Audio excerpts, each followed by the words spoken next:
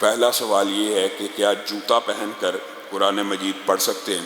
بالکل پڑھ سکتے ہیں، جوتا پہن کے نماز بھی ہو جاتی ہے، اور رسول اللہ صلی اللہ علیہ وسلم سے صحیح سند سے یہ بات ثابت ہے کہ رسول اللہ صلی اللہ علیہ وسلم جوتے میں ہی نماز پڑھے تھے۔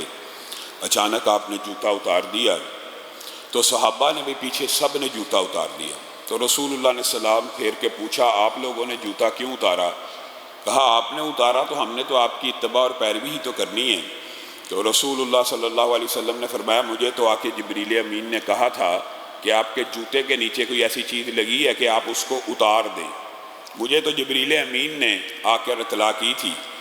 تو پھر صحابہ نے اگر مفہوماً بیان کیا جائے تو زبان حال سے یہ کہا اگر ہم جوتا پہنے رکھتے اور آپ جوتا اتار دیتے تو ہمارا تو ایمان ضائع ہو جاتا، گویا ہم نے تو آپ کے نقش قدم ہی پر چلنا ہے۔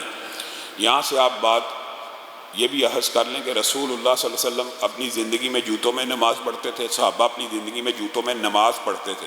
نماز پڑھی جا سکتی ہے تو قرآن پاک کیوں نہیں پڑھا جا سکتا؟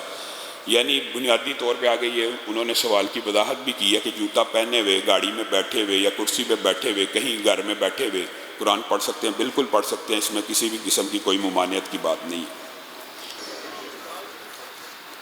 کرنسی کا کاروبار کیا جائز ہے؟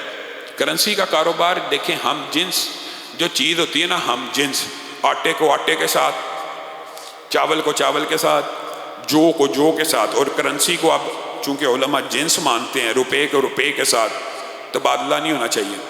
مثلا پرانے نوٹ ہیں، اس کے بدلے میں نئے نوٹ، اس کے اندر قیمت میں تفاوت ہوگا، یہ حرام ہے، حرام ہے، حرام ہے کہ نئی دتھی 110 روپے کی خریدنی ہے یا اس کے اوپر پیسے دینے، حرام ہے صریحاً۔ کرنسی ایک ہم جنس جو ہوگی نا، کبھی بھی اس کے اندر تفاوت، حتیٰ کہ ردی 2 کلو کھجور ہو ردی اور 1 کلو نئی کھجور ہو تو ان کا آپس میں تبادلہ جائز نہیں ہے۔ رسول اللہ نے اس کی کیا شرط بیان کی ہے؟ بھائی پہلے ردی کھجوروں بیچو، اس کے اندر جتنے پیسے ملیں اس کے مطابق نہیں خرید لو، ہاں کھجور کے بدلے میں گندم خرید لینا، 1 کلو کھجور کے بدلے میں 1 کلو گندم ضروری نہیں ہے، 1 کلو کھجور کے بدلے میں آپ 3 کلو گندم لے لیں، جو آپ کا معاہدہ ہو جائے۔ 1 کلو کھجور کے بدلے میں 1 کلو کھجور سے زیادہ لینا، 2 کلو لینا، 3 کلو ردی کھجور لینا، یہ حرام ہے۔ اس سے ثابت ہوتا ہے کہ کرنسی ہم جنس ہو تو ان کا آپس میں تبادلہ حرام ہے۔ اگر جنس بدل جائے یعنی ڈالر خریدا جائے 100% جائز ہے، جنس بدل گئی ہے، روپے کی مالیت میں تفاوت ہو سکتا ہے، جیسے حدیث اور آپ کے سامنے رکھ لی کہ 1 کلو کھجور کے بدلے میں 3 کلو گندم خریدی جا سکتی ہے، 4 کلو خریدی جا سکتی ہے، 1 کلو گندم کے بدلے میں 2 کلو چاول لیے جا سکتے ہیں، وہاں پہ ہم وزن ہونا برابر، ہم ایک جیسی مقدار ہونا ضروری نہیں ہے۔ جب جنس بدل جائے تب مقدار ایک جیسی ہونا ضروری نہیں ہوتا۔ یہ عام فقہی کلیہ اور قاعدہ ہے کہ 1 ڈالر کے بدلے میں 280 روپے لینا جائز ہے، 1 یورو کے مقابلے میں 300 روپے لینا جائز ہے، 300 روپے کے بعد 1 یورو لینا، یہ کرنسی کا کاروبار جائز ہے۔ لیکن نئے نوٹ بیچنا پرانے نوٹوں کے بعد یہ صریحاً حرام ہے۔ ڈیجیٹل جو کرنسی ہے، اس حوالے سے جو میرا ذاتی رجحان ہے، ذاتی، کیونکہ یہ نیا جدید مسائل جو ہوتے ہیں اس کے حوالے سے علماء کی آراء فرق ہوتی ہے، میں ابھی تک اس کو جنس نہیں مانتا، کیونکہ اس کے پیچھے یہ جو بھی کرنسی ہوتی ہے نا، بہرحال اس کے پیچھے ایک حکومت کی اور ریاست کی ضمانت موجود ہوتی ہے۔ تو جو مضمون جنسیں ہیں یعنی جن کے پیچھے ضمانت موجود ہو، ان کا جنس بن جانا ایک الگ مسئلہ ہے، اور ایک انفرادی بندہ نیٹ کے اوپر ایک کرنسی لانچ کرتا ہے، اس کے پیچھے کوئی گارنٹی اور ضمانت نہیں ہے، اس کو غرر بھی کہتے ہیں۔ تو اس حوالے سے میرے ذہن میں بعض علماء نے اس کے جواز کا فتویٰ دیا، لیکن میری ذاتی رائے کے مطابق یہ مبہم ہے، اس میں اشکال ہے، اس میں غرر کا اندیشہ ہے، یہ مضمون نہیں ہے یعنی ضمانت شدہ نہیں ہے، اس میں دھوکے کا، فراڈ کا، نقصان کا امکان ہے۔ تو نقصان والی چیزیں تو اول اسلام میں پہلا مزاج یہ ہے کہ اس کو حرام قرار دیا جاتا ہے۔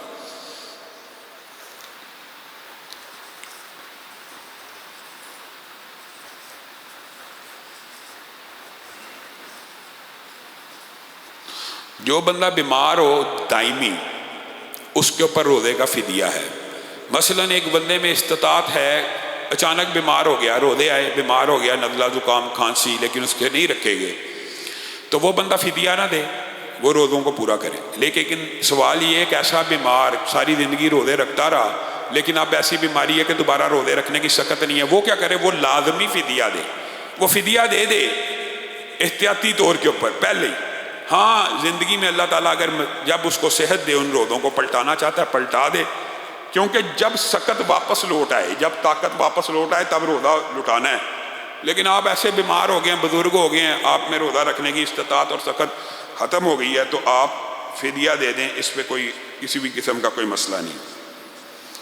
ایک سوال یہ ہے کہ بلڈ پریشر شوگر کی مریضہ ہوں، جاب بھی کرتی ہوں، ہر روز ظہر عصر اور مغرب عشاء کیا ملا کے پڑھ سکتی ہوں؟ ہر روز نہیں پڑھ سکتے۔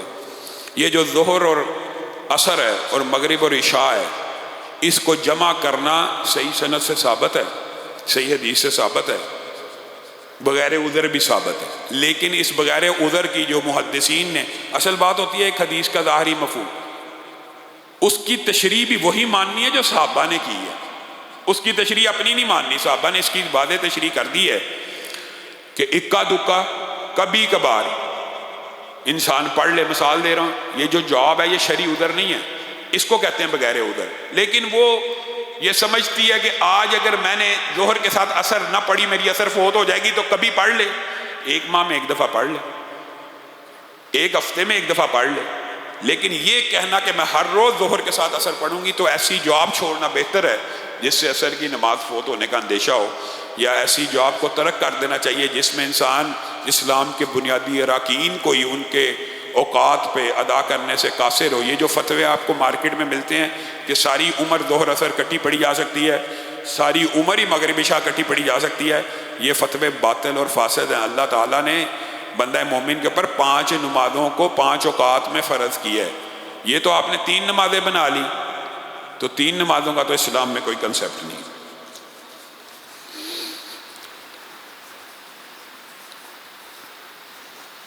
کیا خون نکلنے سے وضو ٹوٹ جاتا ہے یا روزہ ٹوٹ جاتا ہے؟ میرے بھائیوں، خون کا نکلنا نہ نواقض وضو میں سے ہے نہ نواقض روزے میں سے ہے، بلکہ آپ حیران رہ جائیں گے کہ صحابہ کرام نے تو حالت روزے میں جہاد کیا کہ نہیں؟ جنگیں ہوئی ہیں کہ نہیں روزوں میں؟ تو کیا جب زخم لگتے تھے ان کے روزے ٹوٹ جاتے تھے؟ صحابہ تو شہادت سے پہلے بھی پانی نہیں تھے پیتے کہ حالت روزے میں اللہ سے ملاقات ہوگی۔ خود حضرت عثمان روزے کی حالت میں شہید ہوئے ہیں۔ تو خون نکلنے سے نہ روزہ ٹوٹتا ہے نہ وضو ٹوٹتا ہے۔